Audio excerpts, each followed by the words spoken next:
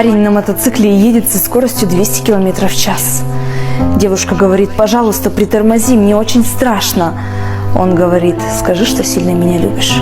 Так она и сказала: а теперь обними меня. Она послушалась. И последняя просьба: сними с меня шлем и одень на себя. Так она и сделала. На следующий день в газете статья о том, что молодая пара разбилась на мотоцикле и выжила только девушка. На самом деле парень знал, что тормоза у него отказывают, и это будут последние минуты со своей девушкой.